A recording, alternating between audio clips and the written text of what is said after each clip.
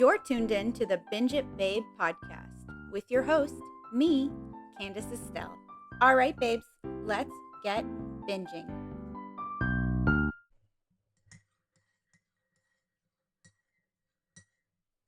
Hey, hi, hello, and how are you, babes? It's October 2nd. The weather is a little bit nippier than it was yesterday. Will I remember to tell you about the weather every single day? Probably not. But 2 days in a row is already pretty good. We've got our sweater on, we've got our mug, we've even got our Halloween cookie slippers on. Check it out. Very cute. Those are from Sweet Collection. I got the very last pair in my size. Okay, today we've got chamomile tea because we need to feel calm. We need to calm down because, oh my God, my stepson is the Antichrist. That's right. Today we're going to be talking about Little Evil. Little Evil is a Netflix film that came out a couple years ago, and it stars Adam Scott and Evangeline Lilly, and then a whole host of really wonderful side characters, ensemble cast, if you will. One of those is Sally Field, who I just think is phenomenal, and I think she's really cool, and I think it's cool that she's in this movie. She doesn't have a huge part in it, but she is a part of it, and I think that's nice. So, Little Evil, Netflix film. Have you seen it? Have you even heard of it? Do you know anything about it? Probably not, because I don't feel like it was ever really announced or made a big deal. I think I happened upon it because I watch a lot of Parks and Rec. And so I think it was like, if you like Adam Scott, you'll like, and then it was showing me stuff, and I was like, what is this? I love a good horror comedy. Like, you've seen the list of what we're going to be watching and talking about this season. I love horror comedy, especially when it seems like it would be dumb, but it ends up being kind of smart, like really well put together, like a little bit clever. You know, I don't do parody horror comedy. You're not going to get me to watch Scary Movie, any of them, or the any of the parody movies that were like really big in the early 2000s and 2010s. I'm not interested at all. I don't find them funny. I usually find that they're overly sexualized for no good reason, and they're just not my jam. But horror comedy, abso-freaking-tootly, dude. So today we're going to be talking about, like I said, Little Evil. And the whole premise of Little Evil is that Adam Scott's character Gary gets married to Samantha, and Samantha has a son who's probably around, I think he's 5. He's going to turn 6 on June 6th. Just saying. And he's the Antichrist. Now, what's funnier about that is that Gary hasn't really spent any time around the stepson before they got married because, she's like, well, I don't bring men around until I know that it's official. And especially because so many of my exes keep having these weird accidents. And he's like, they have what now? And her character is like legitimately clueless and naive with anything going on. And it cracks me up because he's like, hey, evil stuff over here. And she's like, no, that's just how it feels because you guys are getting to know each other. There's always going to be bumps for a stepfather stepson relationship in the beginning, but I'm not worried. And her kid is over there like possessing stuff. And Gary's like, and she's like, oh, kids are so funny. It's such an interesting, funny way to make a character. So Gary is just this kind of straight laced, a little bit neurotic guy who ends up marrying someone who's like way hot and super nice. And then he's trying to bond with his stepson, Lucas. But like I said, Lucas is the Antichrist. And so then Gary decides, I guess I have to kill this kid to save the world because that must be what the goal is here. Like during their wedding, Lucas makes a tornado happen, and the priest is like speaking backwards, and I think that that's hilarious because at one point Adam Scott's character is like, why are you watching our wedding video in reverse? He's talking to the videographer, and the videographer is like, why are you not confused about the fact that he's speaking backwards, and in listening to it backwards it makes full sense, and he's telling you have to protect the child? And he was like, think that was just tongues. And he goes, no, bro, that's not what tongues is. Like, dude. So it's so irreverent and it's a really good time. I don't want to give everything away because, unlike Practical Magic, which we did yesterday, I don't think a lot of people have seen this movie. So I don't want to give a lot of it away because then it'll kind of ruin the whole thing, right? Like, I want you to go watch this movie. It's on Netflix, which you probably have, and you can stream it from any country because it's a Netflix movie.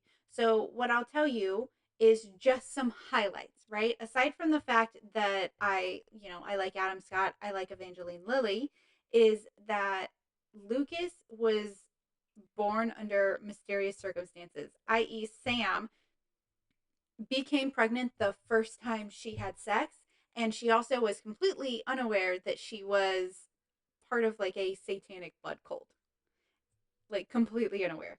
Because she's so oblivious to her whole world apparently, and she's like, yeah, I don't know, they had me drink something really funny and I don't know what happened, but I guess I had a good time. And you're just like, bro, what?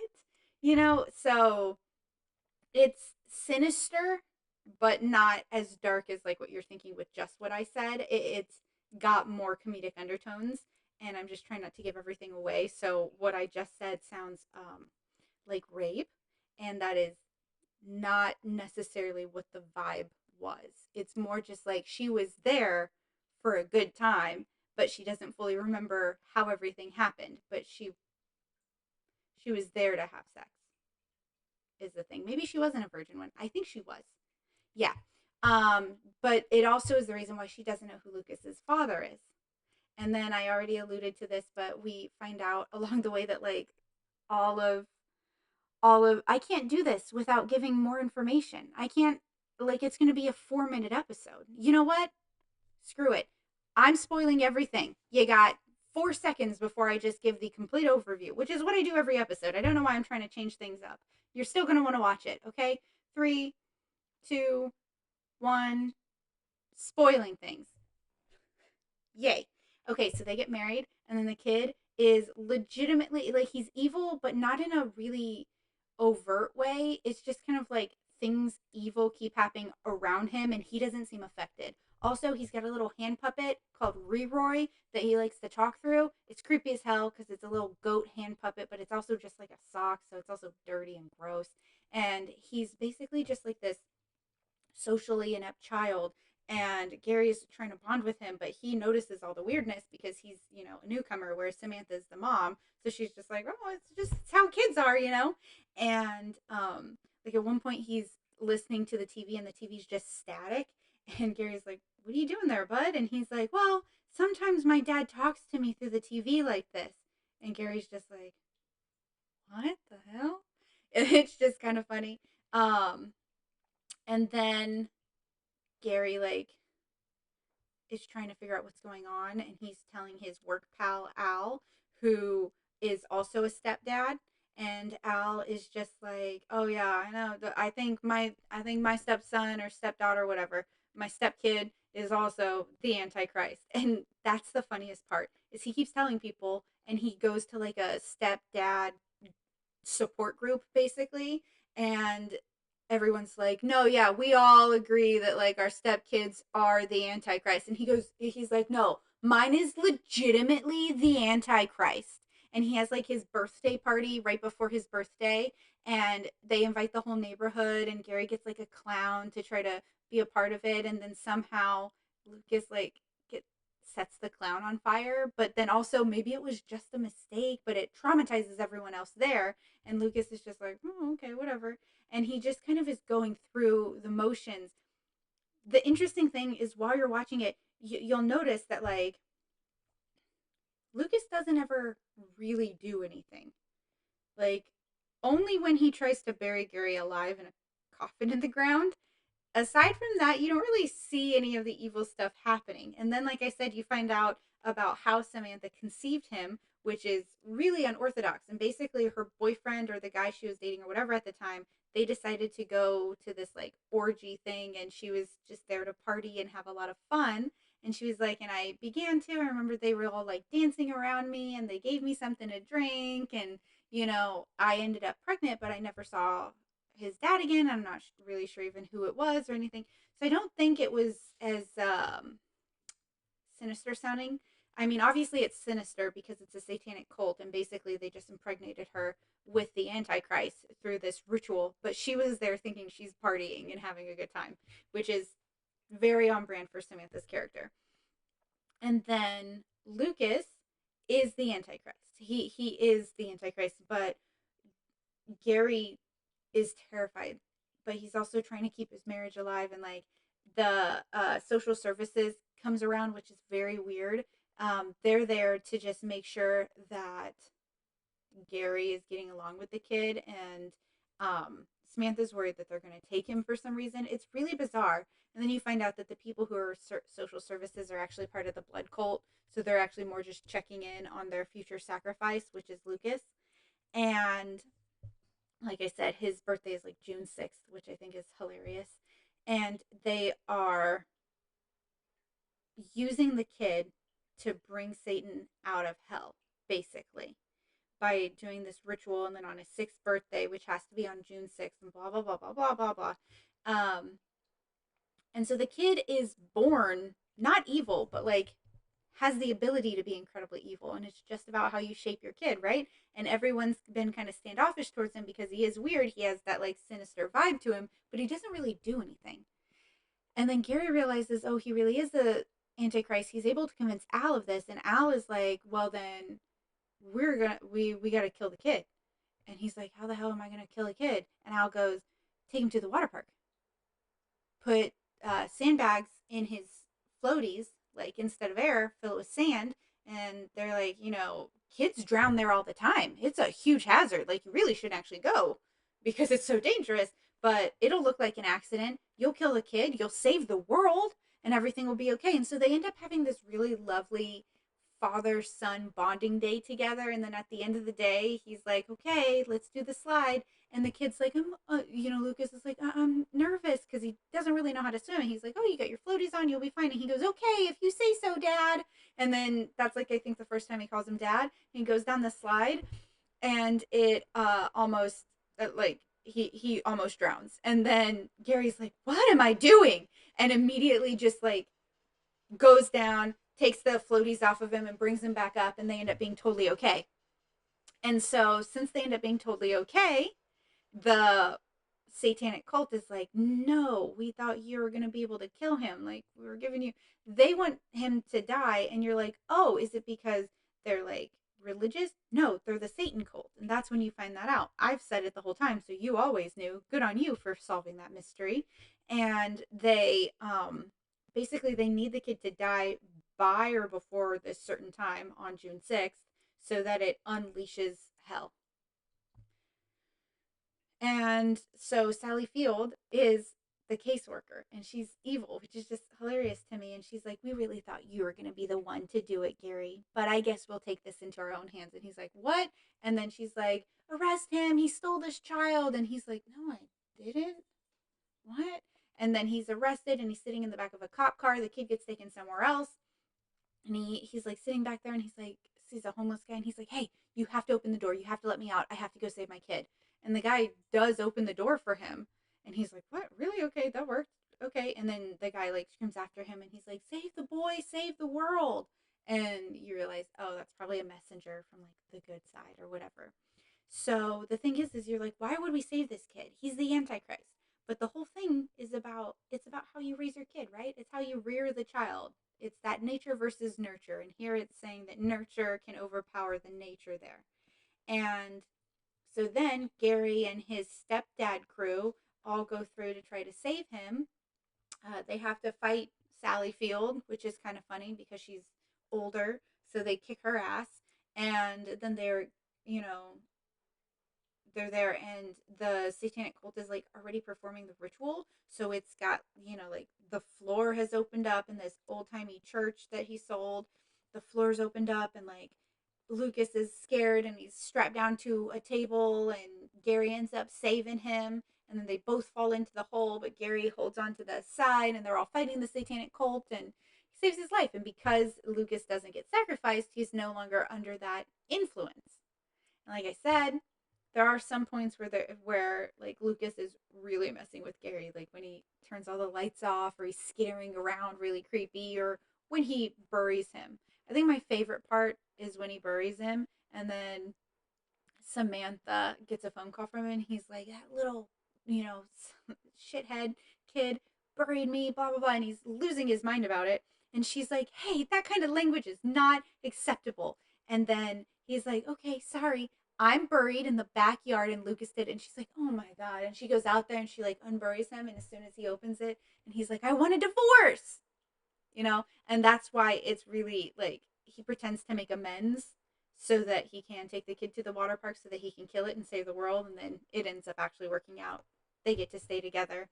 But it's just really funny. It's got a whole bunch of like interesting biblical symbolism that happens throughout, on top of like this good versus evil thing. And you know, like the whole time, for most of the time, you do think that Lucas is like an evil kid. You think it's like the Damien situation. But he's not. He's just a kid with unfortunate circumstances. And Gary's able to save the day, and so is Samantha in some ways, and all of their buddies, and they save Lucas, and they end the blood cult, and they end the possibility that Lucas is the Antichrist, and the world is saved. It's actually pretty great. It's it's so funny. It's so fun. It's a short movie, so that makes sense why I can explain it so quickly. Um, but I say give it a go. It's easy. I also feel like this is not going to be a long enough episode, but you know what? You're getting at least one every single day for an entire month, so I guess that's okay. You're not going to be starved for content from me for a little while. I hope you watch this movie. I gave Little Evil, out of my list of 31, Little Evil ranked, let me check.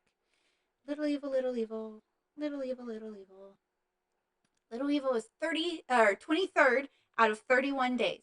So it's not my most favorite, but I do really enjoy it. Keep in mind that out of these 31 days, it's 31 of my favorite things to watch around the Halloween season, which is, I mean, there's hundreds and hundreds of things to choose from. So 31 is already narrowed down. So just because it sounds like it's lower on the list doesn't mean it's not good.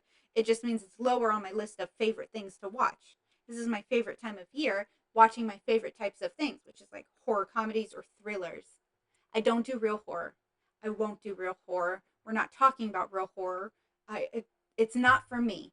Do not ask me to watch Insidious or anything with creepy dolls, anything with a clown. I'm not going to watch it.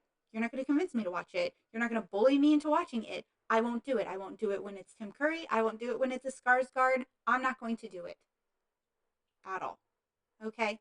You won't convince me to watch super scary things. I already said that in the promo, and while I was yelling about that, my phone jumped out of where I hold it to film after 15 straight minutes of it not moving at all. Okay? So we can't talk about this because I have to move on. But just know that I'm not willing to watch things that are incredibly scary or really disturbing. There are certain things where I'm just like, why? It doesn't add anything to my life. If Rob Zombie's the director, it's not going to be for me. Okay? Okay? Look at me. I'm wearing, my Halloween sweater is pink. My cuppy is pink. I've got cookies on my shoes. I'm not someone who watches super scary things for funsies. Okay? I am a light magic little angel, and I don't do darkness when I don't have to. So come along with me. All of my movies I've decided are probably 15 plus, you know, like 15 years and older. I'm sure younger kids might be able to watch some of this stuff. It really depends on how you are as a parent. But to let your kid watch any of this stuff at like 10, I would say probably not. Some of them, yeah, because like one of the days we're going to talk about Hotel Transylvania, which is great. At any age, all ages, fun.